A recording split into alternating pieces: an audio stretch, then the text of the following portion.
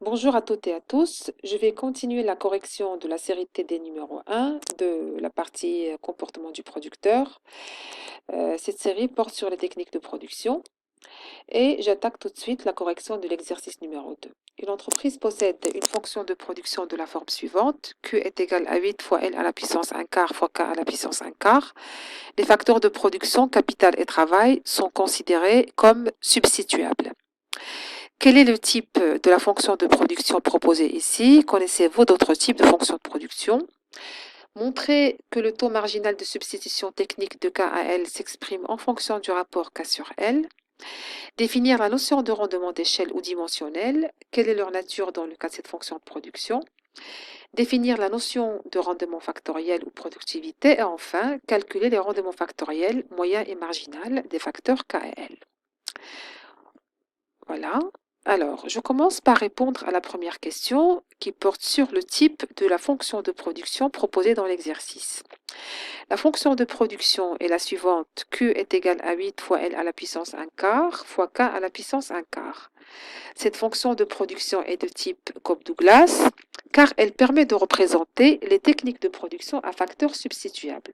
L et K sont des facteurs substituables, comme d'ailleurs ce que je vous ai montré dans l'exercice précédent, lorsque l'on avait représenté la carte d'isocompte du producteur pour les niveaux de production, Q0 égale à 2 et Q1 égale à 8. Alors, cette fonction de production est de type Douglas car il s'écrit de la manière suivante: Q est égal à A fois L à la puissance alpha fois K à la puissance bêta, avec A, alpha et bêta sont des paramètres strictement positifs.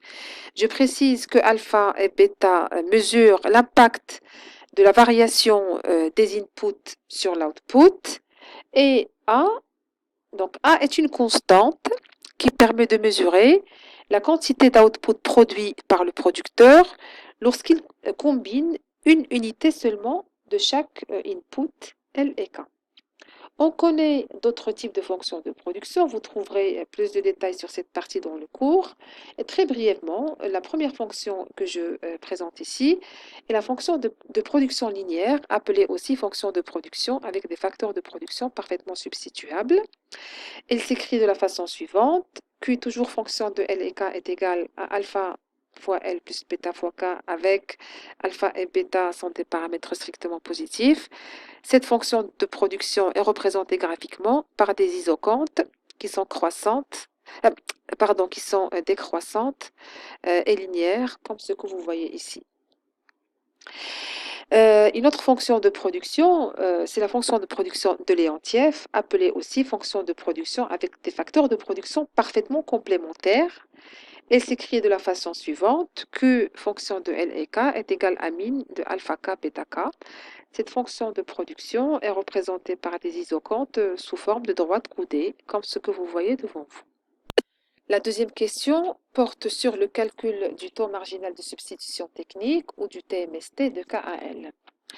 Nous savons que le TMST est un taux d'échange entre les deux facteurs de production pour un niveau de production constant. Il indique la quantité additionnelle de facteur 1 dont l'entreprise doit disposer lorsqu'elle diminue l'utilisation du facteur 2 et qu'elle souhaite maintenir son niveau de production constant. Le TMST de K et L est égal à la productivité marginale de L divisée par la productivité marginale de K.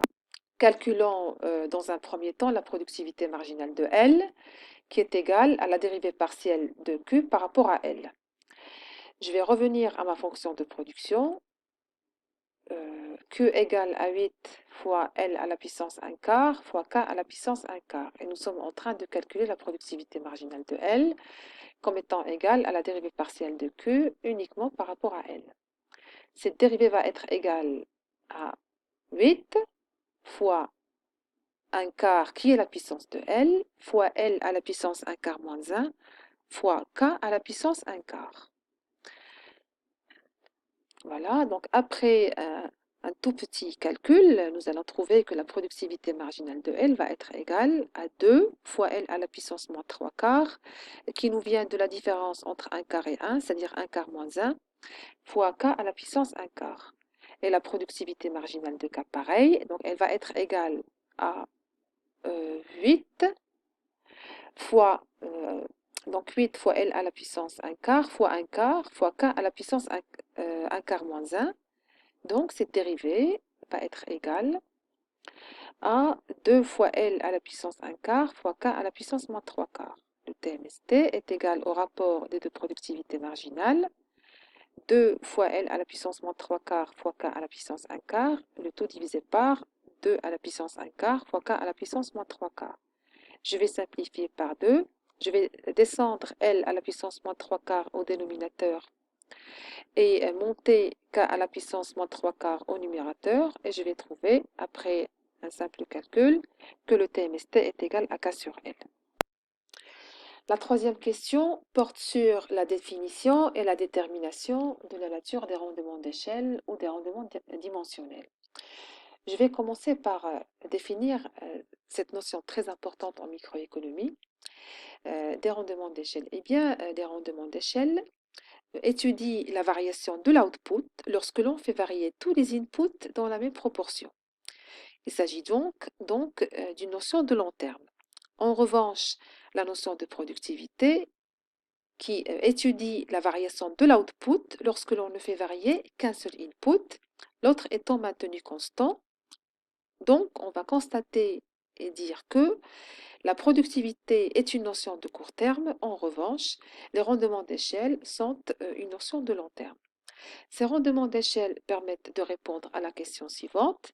Si le producteur augmente dans la même proportion les deux facteurs de production K et L, quel en sera l'impact sur la quantité d'output produite? Est-ce que la quantité d'output va augmenter plus que proportionnellement à l'augmentation des facteurs? Ou bien elle va augmenter moins que proportionnellement à l'augmentation des facteurs? Ou bien elle va augmenter dans la même proportion que l'augmentation des facteurs? À ce titre, nous allons distinguer trois types de rendements d'échelle. Les rendements d'échelle constants lorsque la production augmente dans la même proportion que l'augmentation des facteurs de production.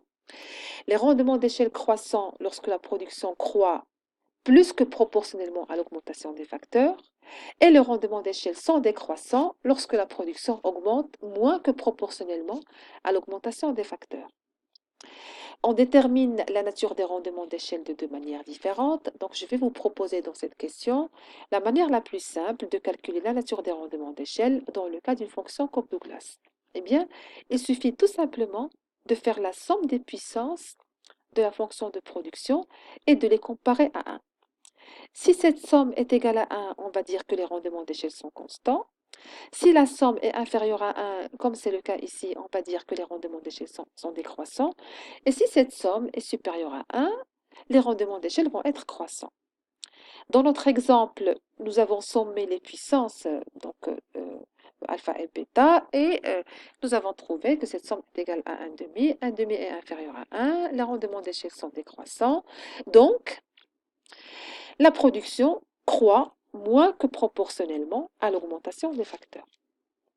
Question suivante sur les rendements factoriels ou les productivités.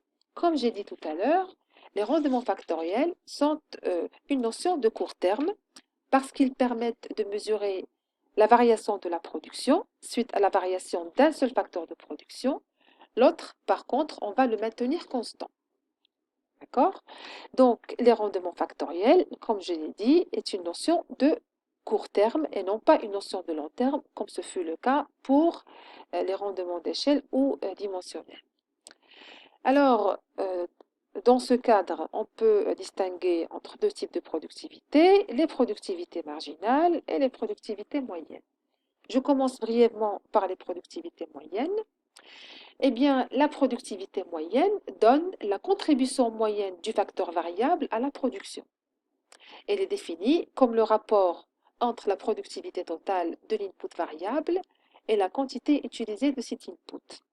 En revanche, la productivité marginale mesure l'accroissement de la productivité totale obtenue grâce à l'utilisation d'une unité supplémentaire de ce facteur, l'autre facteur étant maintenu constant. Je vais faire les exemples tout à l'heure dans la suite de l'exercice. Alors, justement, sans transition, la question suivante porte sur le calcul des rendements factoriels ou bien des productivités marginales. La productivité marginale du facteur L, on l'a calculée tout à l'heure lorsque nous avions calculé le TNST. Elle est égale à 2 fois L à la puissance moins 3 quarts fois K à la puissance 1 quart. La productivité marginale de K est égale à 2 fois L à la puissance 1 quart fois K à la puissance moins 3 quarts.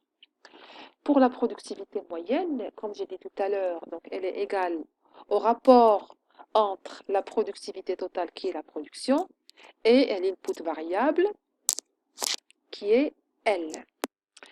Donc la productivité moyenne de L va être égale à 8 fois L à la puissance 1 quart fois K à la puissance 1 quart divisé par L.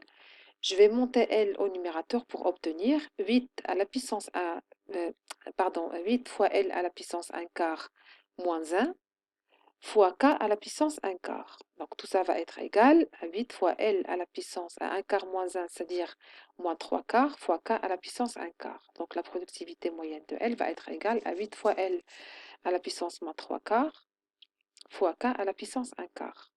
Pareil pour la productivité moyenne de K qui va être égale au rapport entre la productivité totale et la quantité de l'input variable K, tandis que L est maintenu constant.